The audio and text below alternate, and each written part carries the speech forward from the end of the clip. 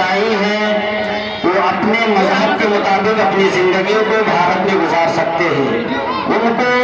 پورا حق دیا جاتا ہے کہ بھارت میں وہ اپنی زندگی جس طریقے سے چاہیں وہ گزار سکتے ہیں. اسی وجہ سے ہم اور آپ 26 جنوری کے تاریخ میں اس بھارت کی دھرتی پر ہم خوشی مناتے ہیں کہ ہمیں اور آپ کو یہ اختیار دیا گیا, ہمیں اور آپ کو یہ قانون دیا گیا, ہمیں اور آپ کو یہ تاریخ دی گئی کہ ہم اور آپ اس تاریخ میں اپنے اپنے دھرم کے مطابق اپنی زندگی کو گزار سکتے ہیں. اگر صرف ایک دھرم کو اگر یہ بتایا جاتا کہ اسی دھرم کے مطابق زندگی کو گزاری جائے گی تو یقیناً کسی دھرم پر یہ ظلم ہوتا. لیکن ہمارے بابا صاحب بھیم راؤ امبیڈکر نے یہ قانون کو لکھا اور ہندوستان کی دھرتی پر اس قانون کو جمع کر کے 26 جنوری کی تاریخ میں اس قانون کو نافذ کیا کہ ہر دھرم کا ماننے والا اس بھارت میں اپنے دھرم کے مطابق اپنی زندگی کو گزار سکتا ہے. اور اس سے کہیں زیادہ خوشی کی بات یہ ہے کہ کسی دھرم والوں کو غریب ملے,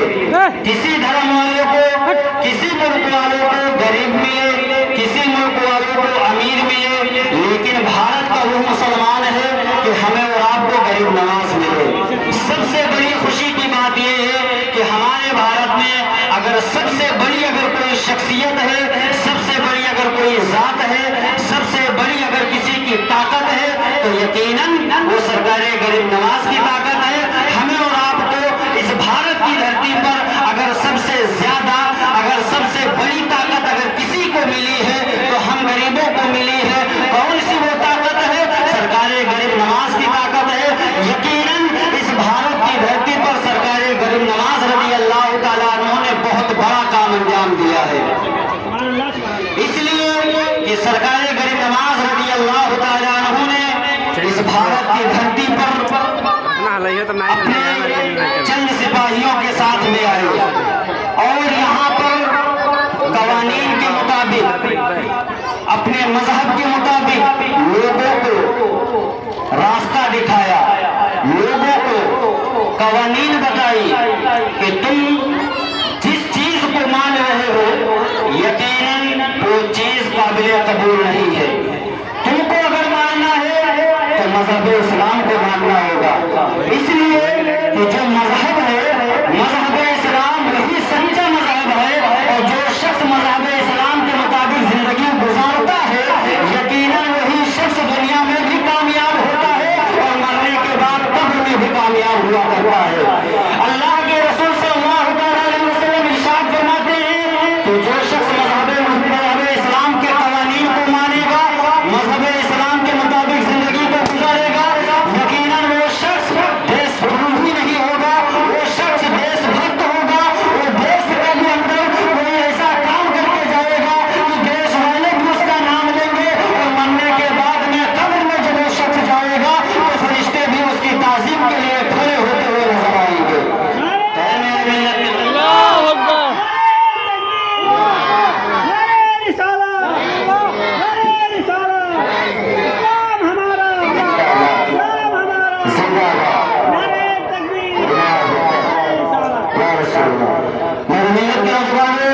بتانے کا مطلب یہ ہے کہ سرکار غریب نواز نے بہت بڑا کام کر کے گئے ہیں, اور اس بھارت کے لیے سب سے زیادہ اگر کسی نے قربانی پیش کی ہے تو ہم مسلمانوں نے پیش کی ہے. اگر انڈیا گیٹ پر اگر دیکھا جاتا ہے تو 1000 ناموں میں اگر سب سے زیادہ کسی دھرم والے کا نام پایا جاتا ہے تو مذہب اسلام کے ماننے والوں کا نام پایا جاتا ہے. اس مذہب اسلام کے ماننے والوں کا نام کہ جنہوں نے دنیا میں کوئی ایسا کام کر کے گئے, یقیناً جو مسلمان اس مذہب, اس بھارت کے لیے جو کام کر کے گئے ہیں ہمارے اور آپ کے لیے تعریف کے لائق ہے. بڑی بڑی شخصیتوں نے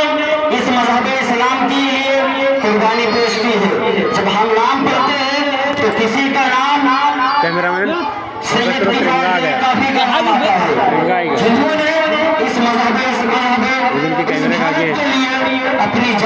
कुर्बानी पेश की हो। जब इनसे सैयद किफायत अली काकी से जब अंग्रेजों ने कहा कि आपको फांसी दी जाएगी, आपकी आखिरी ख्वाहिश क्या है, तो हजरत सैयद किफायत अली काकी ने कहा मुझे एक कलम दिया जाए और एक कागज दिया जाए और मुझे इतना वक्त दिया जाए कि मैं 2 रकात नमाज अल्लाह की बारगाह में पढ़ सकूं। तो मेरे मिल्लत के नौजवानों, सैयद किफायत अली काकी ने उतना वक्त मांगा और पाया भी। 2 रकात नमाजें नफल पढ़ी और पढ़ने के बाद में कलम को उठाया और कागज पर लिखना शुरू किया। क्या लिखते हैं कि कोई भी बाकी रहेगा ना चमन रह जाएगा, कोई भी बाकी रहेगा ना चमन रह जाएगा, पर रसूलुल्लाह का दीर हसन रह जाएगा, पर रसूलुल्लाह का दीर हसन रह जाएगा। और अपनी सोब मुखाब के पोशाक पे नाजा न हो, अपनी सोब मुखाब के पोशाक पे नाजा न हो, इस तने पे जान पर खाकी कफन रह जाएगा। अंग्रेजों के आंखों में आंखें डाल करके हजरत किफायत अली काकी ने कहा कि आए यकीनन आए जालिमों, सुनो, दुनिया के अंदर जिस ताकत पर तुम इतराते हो, दुनिया के अंदर जिस हथियार पर तुम्हें फख्र है, दुनिया के अंदर जिस चीज पर तुमको गुमान है, यकीनन सैयद अली तो सैयद किफायत अली काकी ने ये बात कही कि आए अंग्रेजों, सुनो, जिस लिबास पर तुमको इतराते हो, जिस लिबास पर तुमको घमंड है, उसके बारे में सैयद किफायत अली काकी ने कहा कि अपनी सोब मुखाब के पोशाक पे नाजा न हो, इस तरह बेजान पर खाकी कफन रह जाएगा। और जो पढ़ेगा साहिबे लौलाद के ऊपर दुरूद, जो पढ़ेगा साहिबे लौलाद के ऊपर दुरूद, जो पढ़ेगा साहिबे लौलाद के ऊपर दुरूद, आग से महफूज उसका तन बदन रह जाएगा, आग से महफूज उसका तन बदन रह जाएगा। तो मेरे मिल्लत के नौजवान, सरकार सैयद किफायत अली काकी ने अंग्रेजों की आंखों में आंखें डाल करके जब ये बात कही, फिर उनको फांसी दिया गया। और सबसे पहले अगर जिहाद का फतवा किसी ने दिया है तो अल्लामा फजल हक खैराबादी है। ये कौन है? मज़हब इस्लाम के मानने वाले हैं। हमने बताया कि अगर इंडिया गेट पर देखा जाता है तो 1000 नामों में अगर सबसे ज्यादा किसी का नाम पाया जाता है तो मुसलमान का नाम पाया जाता है। और फिर हमें देशद्रोही कहा जाता है, फिर हमें दुनिया के अंदर सताया जा रहा है। यकीन मानो, अगर सताया जाता है तो वजह हमारी है, हम खुद उसकी वजह है। इसलिए कि हम अगर भारत को समझते, अपनी औलाद को इतना इल्म देते, अपनी औलाद को इतना दर्स देते, अपनी औलाद को इतना पढ़ा करके शिक्षित बना पाते, तो यकीनन उसको मालूम होगा कि हमारा हक भारत में क्या है, हम कौन हैं। हमें मुसलमान कहा जाता है तो किस वजह से कहा जाता है? अगर वो यकीनन अगर वो मुसलमान बन जाए तो यकीनन वो दुनिया के अंदर कामयाब हो जाएगा। मुझे क्या है कि आका रहमत सल्लल्लाहु अलैहि वसल्लम इरशाद फरमाते हैं कि जो शख्स इल्म हासिल करता है वो दुनिया के अंदर कामयाब हो जाया करता है। और यकीन मानो, अल्लाह तबारक व तआला ने अगर कुरान को नाजिल किया है तो सबसे पहले अगर कोई चीज नाजिल की है तो वो है इकरा। इसलिए कि पढ़ो अपने रब की तरफ से। और आज का मुसलमान अगर देखा जाता है तो ये 90% जाहिल हुआ करता है। वजह क्या है कि हमारे पास इतनी दौलत नहीं है, हमारे पास इतना सरमाया नहीं है, हमारे पास इतनी ताकत नहीं है कि हम अपने बाल बच्चों को पढ़ा सके, हम अपने बाल बच्चों को शिक्षित बना सके, हम अपने बाल बच्चों को संविधान के बारे में बता सके, हम अपने बाल बच्चों को हिंदुस्तान के बारे में बता सके, हम अपने बाल बच्चों को इस्लाम के बारे में बता सके। अगर उसके पास हैसियत है तो लुटाने की हैसियत है, अय्याशी में अपने पैसों को खर्च कर देने का हैसियत है, अगर अपने शादी में पैसे बहा देने की हैसियत तो रखता है, अगर नहीं रखता है तो अपने बाल बच्चों को पढ़ाने की हैसियत नहीं रखता है। यकीनन इस जगह से ये दर्स लेकर के जाओ, अपने बाल बच्चों को इतना इल्म दे दो कि वो दुनिया के अंदर इतना नाम पैदा कर दे, मरने के बाद में वो तो दुनिया से चला जाएगा और आने वाली नस्लें उस शख्स को इस तरीके से याद करे जिस तरीके से आज की तारीख में अल्लामा फजल हक खैराबादी को याद किया जाता है। तो मेरे मिल्लत के नौजवानों, अपने बच्चों को इल्म हासिल करवाओ। अगर तुम अपने बच्चों को इल्म हासिल करवाते हो तो यकीनन तुम दुनिया के अंदर कामयाब हो सकते हो। अगर तुम अपने बच्चों को इल्म नहीं हासिल करवाते हो तो अभी तुम कम सताए जा रहे हो, अभी तुम कम काटे जा रहे हो, आने वाले वक्त में और काटे जाओगे, आने वाले वक्त में तुम और सताए जाओगे। वजह क्या है कि हम जाहिल हैं, वजह क्या है कि हमारा स्टेटस हमें मालूम